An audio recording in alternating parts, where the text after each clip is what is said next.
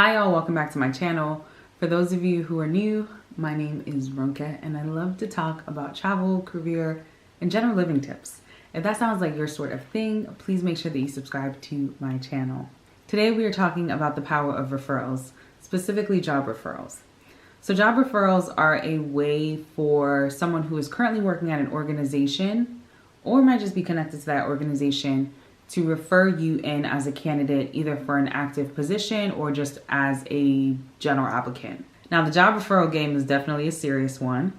A lot of organizations will offer financial incentives to their employees to refer people in their network. And so what that might mean is that if you have a friend that you're referring in and the person is successful at interviewing and being offered a position by your organization, you'll probably get some money on the side because of it. Job referrals are extremely important. For any organization, hiring in for a new position or even an existing position can be a very expensive undertaking. So having employees that are able to tap into their network and refer their contacts to any existing positions can be a great way to offset some of the costs and time expenses. Even outside of that, I've heard of some organizations where they really prioritize looking at the applications of folks who are actually referred in. Meaning if you apply on your own, you don't know anyone who works there, there's a possibility your resume might not even be looked at, just because maybe with the sheer volume of resumes that they receive of people who are referred in, or just based on the general sort of role it is, it just might boost your chances if you're actually referred in. If someone is referring you for a role or you want to ask someone to refer you for a role, here are some things I need y'all to keep in mind. Number one, please make sure that you are qualified. I think a lot of times we can be super ambitious about what our goals are, what we think we can accomplish, yada, yada, yada. And sometimes we shoot our shot way too high. And so I feel like when you know that you want to ask someone to refer you for a role, make sure you're actually qualified for that role. Don't put that person in a position where they now have to say, yeah, I actually can't refer you because you're not qualified. Do the work yourself to figure out if this role is a good fit for you and if you would actually be qualified. Every role, for the most part, will have basic requirements, which you should meet, and then maybe preferred requirements, which you don't have to meet, but it's probably really good if you can also meet. Now, I'm not the person that feels you have to meet every single line item, but please make sure that you meet the general requirements. There's absolutely no reason for you to apply to a role that requires 6 or 7 or 8 years of work experience if you've just graduated from college. Please don't put people in tough positions. The second thing that I would say is please put in the work for your application. As someone who is referring you to an organization, realistically, the only requirement I really have is to refer you. I am not required to work on your application for you. I am not required to look at your resume for you. I'm not required to do any of those things. Yes, I may do it if we have a good relationship, or if I know you very well, or if I'm just really invested in your career growth. But please do not have the expectation that someone else has to take their time to work on your application for you. You need to be the one that is actively looking at the posting that you're interested in, or looking at the company profile in general and making sure that your application fits it. The third thing is please, please, please, even if this person that is referring you does help you with your application, please be willing to listen to their feedback.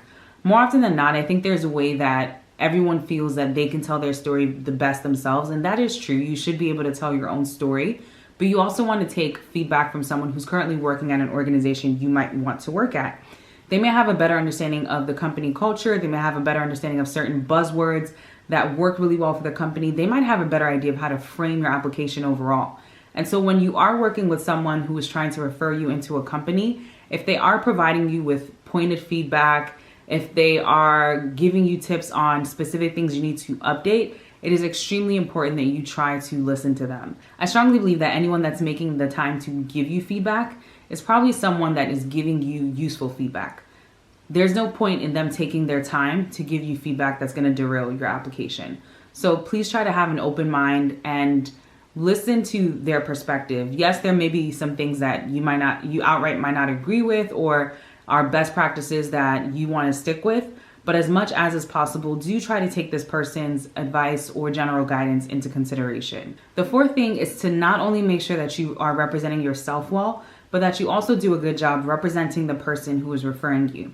even if the person is working at a company that has like 30,000 plus employees, ultimately they are being tied to you because they're the one that are referring you in. So it's really important to make sure that you represent yourself and that person well. You wouldn't want to put that person in a position where you now get the job, you start slacking, and they're like, who even referred this person in? And then they start questioning any person that your friend or contact might refer after the fact. Finally, please respect the time of the person who's trying to refer you, especially if the person is doing a little bit more than just hitting send or clicking a button or uploading something. If someone is actively making the time to either talk to you about the role or try to guide you through how to apply for the role, please respect their time and please try your best to just have it together. The truth about it is that anyone who is referring you for a role is somebody that currently already has a job, okay? And if they are already working crazy hours and they are now on top of that trying to help you get a role, that's additional time that they are more or less giving to you to help you. So please make sure that you are respectful of the time that people are putting in, of the effort that people are putting in to support you. Once again, as I've mentioned even in a previous point, listen to the feedback. Be very open-minded and understand that this person is making the time either because, once again, they genuinely like you as a friend or, whatever the relationship is, or because they actually are invested in your career growth. So it is extremely, extremely, extremely important that you please respect their time. And even if it doesn't work out, that you get the referral, still appreciate the person. They ultimately may not be able and probably really shouldn't be able to control if you're hired in or not, because that would definitely be a conflict of interest. But you want to still make sure that you appreciate the person for the time that they've committed, the effort they've committed, whatever it is that they've done towards getting you at least into the pool.